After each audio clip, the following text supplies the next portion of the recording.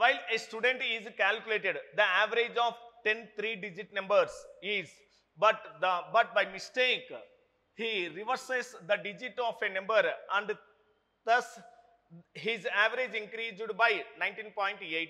What is the difference between the unit digit 100 digit of the number? Guys, ఒక విద్యార్థి 13 అంకెల సంఖ్యల సగటును లెక్కిస్తున్నప్పుడు పొరపాటున అతను ఒక సంఖ్య యొక్క అంకెను తప్పుగా లెక్కించడం వలన సగటు 19.8 పెరుగుతుంది. ఎస్, యూనిట్ అంకె మరియు ఏంటమ్మా మనకి వందల సంఖ్యల మధ్య తేడా ఎంత? ఒక 13 అంకెల సంఖ్యలు సగటు లెక్కిస్తున్నప్పుడు అందులో ఒక సంఖ్య ఏమవుతుందమ్మా మనకు రివర్స్ చేసి లెక్కిస్తే అంకెను తప్పుగా రాయడం వలన అతని సగటు ఎంత పెరుగుతుందమ్మా 19.8. ఒక సంఖ్యనే. మిగతా 9 నెంబర్స్ ఎలా ఉన్నాయమ్మా? సేమ్ ఉన్నాయి. ఓకేమ్మా, మిగతా 9 నెంబర్స్ ఎలా ఉన్నాయమ్మా? సేమ్ ఉన్నాయి. ఎస్, సగటు అన్నాడు కదా మనకి. ఎస్, సగటు అన్నాడు అంటే సగటు అంటే అప్పుడు ఏమవుతుందమ్మా మనకు మొత్తం ఎన్ని అంకెలు? 10 అంకెలు. అంటే సమ్ ఈక్వల్ టు ఏమవుతుందమ్మా మనకి యావరేజ్ ఇంటూ ఏమవుతుందమ్మా మనకి నెంబర్ ఆఫ్ నెంబర్స్. అంటే అప్పుడు ఎంతమ్మా మనకి 19.8 ఇంటూ ఎంతమ్మా 10 numbers, that is equal to ఎంతమ్మా 198 మొత్తం. ఇది మనకి అందులో 9 నెంబర్స్ సేమ్ ఉన్నాయమ్మా. ఒక నెంబర్ మాత్రమే ఎలా రాస్తున్నాడు? By mistake he reverses the digit of a number. 3-digit number. 3-digit number ఎలా రాస్తాం మనం ఇక్కడ? 100x. నెక్స్ట్ ఏంటమ్మా 10th ప్లేస్ అంటే 10y. నెక్స్ట్ ఎంతమ్మా మనకి ఇక్కడ z. ఇది మనకు ఒక 3-digit నెంబర్.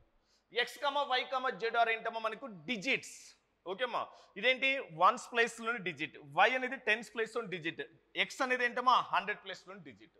వీటిని రివర్స్ చేస్తే అన్నాడు. రివర్స్ చేస్తే యావరేజ్ ఎంత డిక్రీజ్ అవుతున్నాడమ్మా? 19.8. డిక్రీజ్ అన్నప్పుడు ఏంటమ్మా మైనస్. రివర్స్ అంటే ఇప్పుడు ఏమవుతుందమ్మా 100z మైనస్ 10y. నెక్స్ట్ ఏంటమ్మా మైనస్ ఏంటి మనకి ఇది మైనస్ ఏమవుతుందమ్మా మనకి ఇక్కడ x అవుతుంది. ఇదే కదా మనకు ZYX. అప్పుడు దట్ ఈజ్ ఈక్వల్ టు ఆ మొత్తం ఎంత ఉందమ్మా డిఫరెన్స్ ఇక్కడ 198. ఇది ఎస్ ప్లస్ 10y. నెక్స్ట్ ఏంటమ్మా మైనస్ 10y క్యాన్సల్ అయిపోతుంది. 100x లో ఒక x పోతే పడితే రిమైనింగ్ అమ్మా మనకు 99x. ఎస్ 100z లో ఒక z పోతే ఎంతమ్మా మనకి 99z. That is equal to ఎంతమ్మా మనకి ఇక్కడ 198.